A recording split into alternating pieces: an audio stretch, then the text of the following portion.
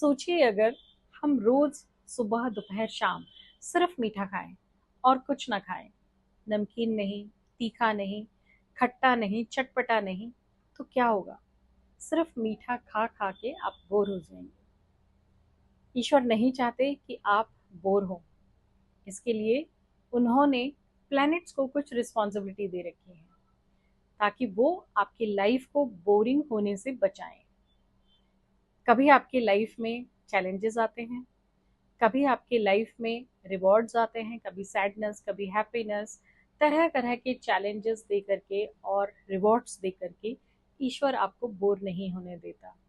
इस समय पे भी शनि देव और राहु देव मिल करके आपकी लाइफ को इंटरेस्टिंग बना रहे हैं।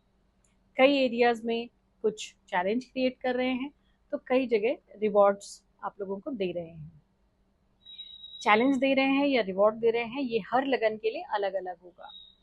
कर्क लगन के लिए किस तरह के चैलेंजेस हैं और किस तरह के रिवॉर्ड्स हैं, आइए उसके बारे में बात करते हैं।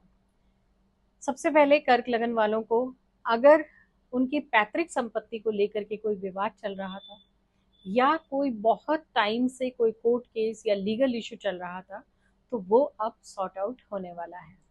अक्टूबर तक आपको इसमें डेफिनेटली कुछ पॉजिटिव रिजल्ट मिलने वाला है। अगर आप रिसर्च वर्क में थे और बार बार आपकी रिसर्च जो है वो फेल हो रही थी, उसमें आप क्लियर नहीं कर पा रहे थे, तो अब आपके लिए गुड न्यूज़ है कि यहाँ पर आपको एक पॉजिटिव रिजल्ट मिलने वाला है।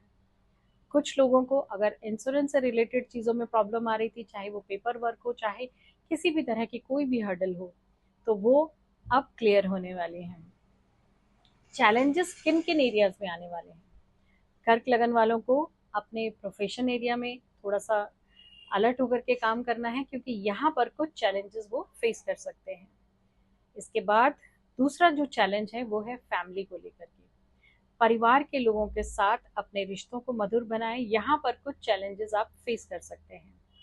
अपनी वाणी के द्वारा भी कुछ लोगों के साथ आप अपने रिश्तों को लेकर के कुछ चैलेंज फेस कर सकते हैं, तो वाणी पर कंट्रोल रखना भी आपके लिए बहुत ज़रूरी है। कुछ लोगों को हो सकता है कि इस समय धन को लेकर के कुछ चैलेंजेस फेस करने पड़े, लेकिन ये कुछ समय की बात है, उसके बाद चीज़ें सब सेटल हो जाएंगी। इसके बाद नेक्स्ट जो एरिया आता है वो आता है आपकी लव लाइफ का, आपकी संतान का और आपके हायर एजुकेशन का। अगर आप एजुकेशन के क्षेत्र में आगे बढ़ रहे हैं, तो यहाँ पर भी आपको कुछ चैलेंजेस फेस करने पड़ सकते हैं। चैलेंजेस से घबरा के पीछे हटना जीवन का एक रूल नहीं है। आप आगे बढ़ेंगे तो आपको ये टाइम पीरियड बड़े आराम से निकल जाएगा। जैसा मैंने कहा कि बहुत लंबे समय तक ये चैलेंजेस नहीं रहते हैं। चैलेंजेस आपको कुछ सिखाते हैं, उनसे आपको सीखना पड़ता है।